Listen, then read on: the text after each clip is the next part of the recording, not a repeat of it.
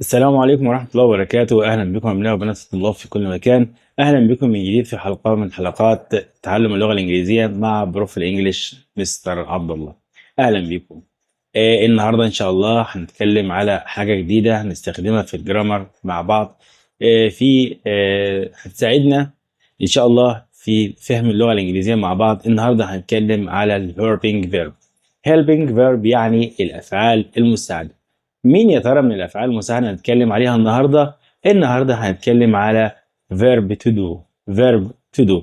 verb to do عندي ليه 3 اشكال. اول حاجه عندي do و does و did. do و does و did. do و does انا بستخدمهم في المضارع. بستخدمهم فين؟ في زمن المضارع. تمام.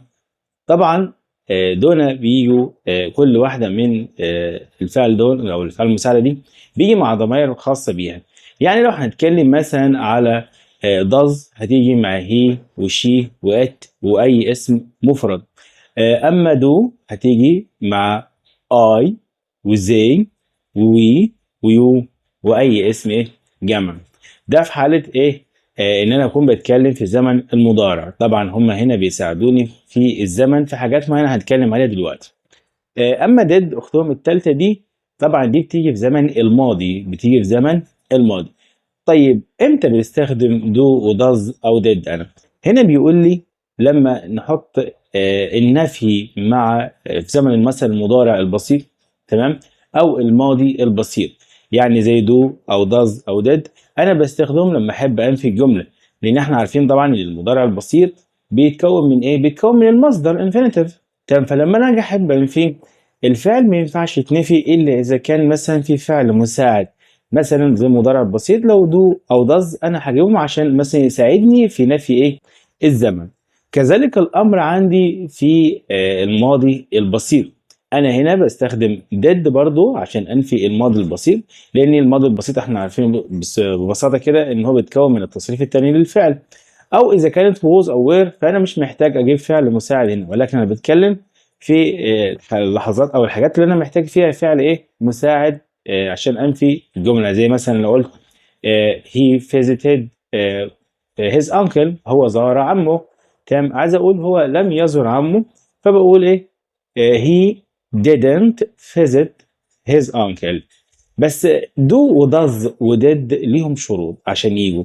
اول حاجه لازم يكون عندي الفعل في المصدر. الفعل في المصدر زي ما قلت من لحظات. يعني بدون اي اضافات. بدون اي اضافات. لذلك لو تلاحظ انا قلت في الجمله في الماضي I visited مثلا my uncle. انا زرت عمي. طيب لو انا عايز فيها بقول I didn't أو did not visit my uncle. أنا لم أزر عمي. هنا visit أصبحت في المصدر في حالة وجود إيه؟ did. برضو أنا ممكن أستخدمها في تكوين السؤال. السؤال بهل لما أنا أحب أسأل بهل سواء كان في الماضي البسيط أو في المضارع البسيط. بقدم هنا عندي do أو does أو did قبل الفاعل بتيجي في الأول. ثم الفاعل بتاعي ثم الفعل في المصدر. ده شرطهم برضو زي ما قلت لك. تمام. ثم باقي اجزاء السؤال بتاعتي زي مثلا المثال اللي قدامنا هنا بيقول لي do they like chips. do they like chips. شفت هنا do لما جت عندي جه بعدها ايه؟ الفاعل اللي هو زي ثم like اللي هو المصدر بتاع الفعل. تمام. ثم الشيبس اللي هو تقريبا باقي ايه؟ باقي اجزاء السؤال. فانا لما حبيت اجاوب كمان قلت yes they do او no they don't. تمام. انا طبعا استخدمت do هنا في الاثبات او في ايه؟ النفي. تمام. نعم هم فعلوا او حبوا مثلا او ايا كان انا باين في بيها.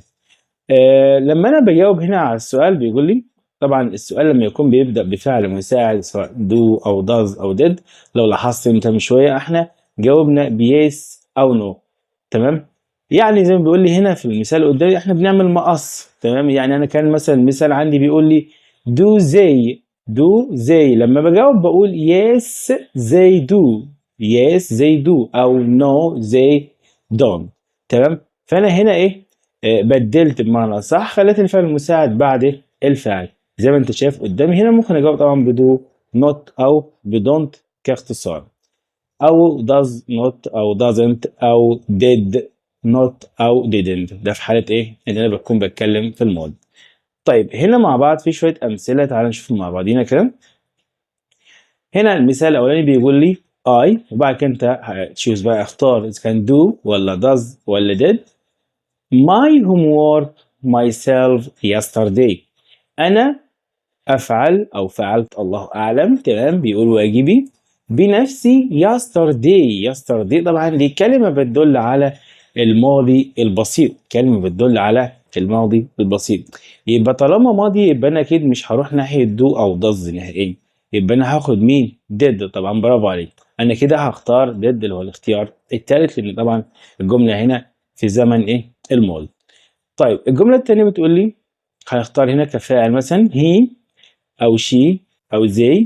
بيقول لي don't want pizza، يعني لا يريد البيتزا، تمام.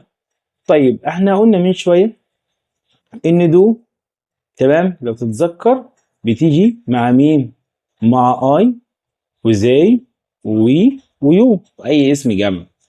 أما هي وشي وات وأي اسم مفرد بيجي معاهم does.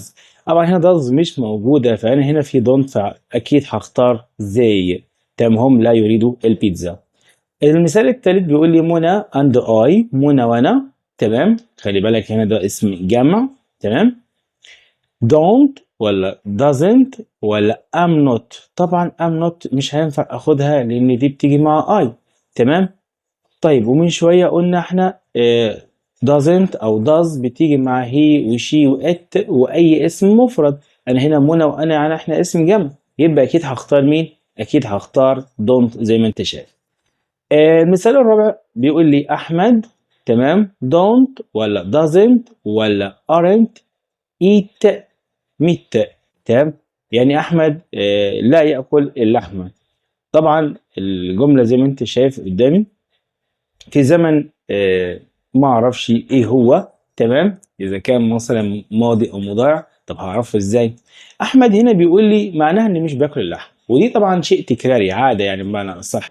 وانا الشيء التكراري اخذنا قبل كده في الازمنه اللي فاتت او الحلقات اللي فاتت انه بيدل على زمن المضارع البسيط. زمن المضارع البسيط بيدل عندي على عاده تكراريه، حاجه بعملها كتير، تمام. طيب او بشكل عام، يبقى انا هنا دايما هتكلم يا اما don't يا اما doesn't، مش هروح ناحيه ار اصلا لانها ما تنفعش نهائيا، تمام. طيب احمد ده اسم مفرد، يبقى اكيد هياخد مين؟ دو ولا داز؟ دو ولا داز؟ طب نرجع تاني، قلنا داز احنا بتاخد هي وشي وات واي اسم ايه؟ مفرد، يبقى هقول احمد doesn't eat meat. السؤال رقم 5، did you هل انت، وقال لي نقط that boy، تمام، هذا الولد، وجاب لي كلمة like في النص أو liked أو likes يعني بمعنى يحب. احنا قلنا من شوية طالما عندي did أو does أو do على طول هاخد المصدر، يبقى هاخد ايه؟ like اللي هو الاختيار الأولاني. طيب ده المثال الخامس. نبص مع بعض كده، لسه عندنا مثالين تاني أو ثلاثة.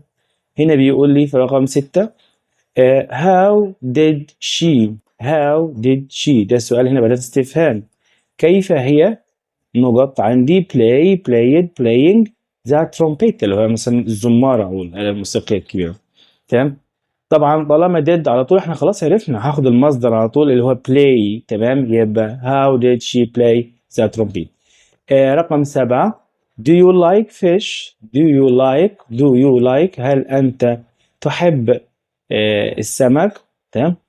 no I هنا في نفي، تمام، طالما في نفي يبقى no I هاخد don't. خلي بالك مش هاخد didn't لأن didn't بتتكلم في الماضي وهو سأل هنا بصيغة إيه؟ المضارع، يبقى أنا هاخد إيه؟ don't. طب رقم 8 والسؤال الأخير بيقول لي إزاي نقط don't ولا doesn't ولا isn't like chips زي، يعني هنا بيقول لي تحب وهم لا يحبوا الشيبسي بمعنى أصح، يبقى هنا بيتكلم على حاجة هو إيه؟ عادة أو شيء دائم، يبقى أنا كده بتكلم في زمن المضارع البسيط. طب زي هتاخد إيه؟ دي اسم، خلي بالك إيه؟ من الحاجات اللي بتاخد do، يبقى هنا زي don't like chips، يبقى أنا هاخد الاختيار الأولاني. طيب بكده احنا نكون وصلنا لنهاية حلقتنا، اتمنى ان انتوا تكونوا استفدتوا وفهمتوا الحلقة بتاعتنا. يا رب ما تنسوش مع بعض اللايك والسبسكرايب تمام والشير عشان ده بيفيدنا كتير جدا. نحاول على قدر المستطاع نسجل الحاجات دي ونكتبها ونحفظها ونحاول نجيب عليها أمثلة عشان نستفيد بيها أكتر. أتمنى إن أنتوا تكونوا استفدتوا. أترككم في رعاية الله وأمنه وانتظرونا في حلقات جديدة، والسلام عليكم ورحمة الله وبركاته.